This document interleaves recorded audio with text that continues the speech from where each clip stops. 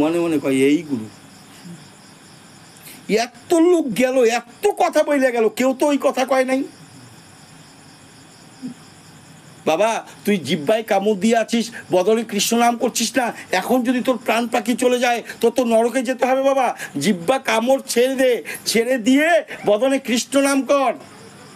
সঙ্গে সঙ্গে নয়ন খুলে, আর কোনো কথা কথি নাই, জল দেওয়া নেই নাই, আয়সা গুরুর চরণে ধরছে। প্রভু চলেন, আপনি আমাকে নাম দেন, আপনি আমাকে নাম দেন। এ দিবে না, এ ছাড়বে না, বুঝছ? এখন কি করলো, জোর জবস্তি নিয়ে গেল বাড়িতে, নিয়ে ডাকছে, গোপালের মা, গোপালের মা, গোপালের মা, তাড়াতাড়ি বেরিয়ে এসো। তার একটা মাত্র সন্তান, ছোট্ট শিশু, গোপাল নাম। গোপালের মা তাড়াতাড়ি বেরিয়ে এসো, দেখো কাকে নিয়ে এসছি। গোপালের মা ঘর থেকে বেরিয়ে দেখে একজন গুরুদেব, সঙ্গে সঙ্গে এসে চরণ বন্দন করলো, ওনাকে বসালো, দুইজনে স্নান করলো, গুরুদেবের চরণ ধৌত করলো, পূজা পার্বণ করলো। পূজা পার্বণ করে ওই দিনকাই তাকে মন্ত্রপুত করলো। মন্ত্র দেওয়ার পরে বলছে, বলে গুরুদেব আপনার এখন সেবার জন্য আমি কি করতে পারি? সে না বাবা, সম্পূর্ণ ঘটনাটা শুনলো, জমিদারের ব্যাপারটা। বাবা তোর বাড়িতে আমি সেবা করবো না। কেন? যে বিষয়ের অন্য আমি সেবা করি না, বিষয়ের অন্য আমি সেবা করি না। ওই জন্য বাবা দেখবেন, অস্তপর হোক, বাড়িতে গোবিন্দের ভোগ হোক, অন্তত 3টা বাড়ি গোবিন্দের ভোগ দিতে গেলে 3টা বাড়ি ভিক্ষা করতে হবে। ভিক্ষার অন্ন ছাড়া গোবিন্দের ভোগ হয় না, ভিক্ষার অন্ন ছাড়া বৈষ্ণব সেবা হয় না। যে বলুন ভিক্ষা অন্ন, ভিক্ষা কি? এই যে না হলে 1-2টা সিধা আসে, মায়েরা কেউ না কেউ সিধা নিয়ে আসে না? এইটাও যদি দাও তাও এটা ভিক্ষার অন্ন। হ্যাঁ, নাহলে যদি অরিজিনাল গোবিন্দ ভোগ দাও, 3 বাড়ি হলেও, তুমি যত বড় কোটিপতি হও, 3 বাড়ি হলেও তোমাকে ভিক্ষা করতে হবে। এখন যেই বলছে গুরুদেব আমি ভিক্ষার মানে বিষয়ের অন্য সেবা করি না, আমি আসবো নিজে গুণে, যেদিন আসবো আমি তোর বাড়িতে সেদিন সেবা করব, যেদিন তোর এই বিষয় বাসনার বস্তু না থাকবে সেই দিন আমি তোর বাড়িতে সেবা করব। এই কথা বলে গুরুদেব চলে যাচ্ছে। বাবা চলে যাচ্ছেন, আমার ছেলেটাকে নাম দিলেন না, আমি যখন আবার পরের বার আসবো তোর ছেলেকে আমি নাম দেবো, চিন্তা করিস না, আমি আসবো।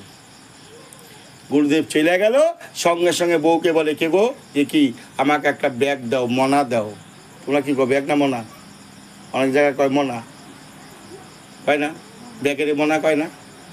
শুনছো নাম? শুনছো? হ্যাঁ কয় না? আমি কিন্তু আমি বুঝতাম না আগে, মনা কারে করে বাবা, এটা করে ঘটনা হয়ে গেছে গাছা। হ্যাঁ, তখন কি করবে, আমাকে দাও। মনাটা হাতে নিয়ে একটা কত্তাল নিয়ে গ্রামে চলে গেল। রান্না করবে না, রান্না করবে না, আমি যতক্ষণ না আসবো ততক্ষণ তুমি রান্না করবে না। হ্যাঁ, চলে গেল গ্রামে, ভিক্ষা করে এনে ভিক্ষার পোটলা দিয়েছে, এখান থেকে রান্না করো। আর আস্তে আস্তে আস্তে আস্তে আমার স্থাবর অস্থাবর যা আছে সম্পূর্ণ মানুষকে বিলিয়ে দাও। গুরুদেব আমার বাড়িতে সেবা করবে না, বিষয়ের অন্য সেবা করবে না, যে বিষয়ের কোনো বস্তু আমার বাড়িতে আমি রাখবো না, বিষয়ের বস্তু আমার বাড়িতে আমি রাখবো না। ধীরে ধীরে ধীরে ধীরে যা ছিল প্রতিদিন মাদুগিরি করে আর এনে প্রভুর সেবা দেয় আর নিজেরা প্রসাদ পায়। ধীরে ধীরে ধীরে গরিব দুঃখীদেরকে দান করা শুরু করলো। করতে করতে তার ভিতরে আর কোনো কিছু ছিল না। এই করতে করতে এইভাবে তাদের দিন যাচ্ছে। হঠাৎ করে একদিন গুরুদেব আবার এই রাস্তা দিয়ে যাচ্ছে, বহুদিন পর যাওয়ার পথে, কারণ বাবা আজকের থেকে 10 বছর আগে কি ছিল আর 10 বছর পরে তোমার এই গ্রামটা কি হচ্ছে, পরিবর্তন হচ্ছে না? আগে 10 বছর আগের মতো আছে? নাই।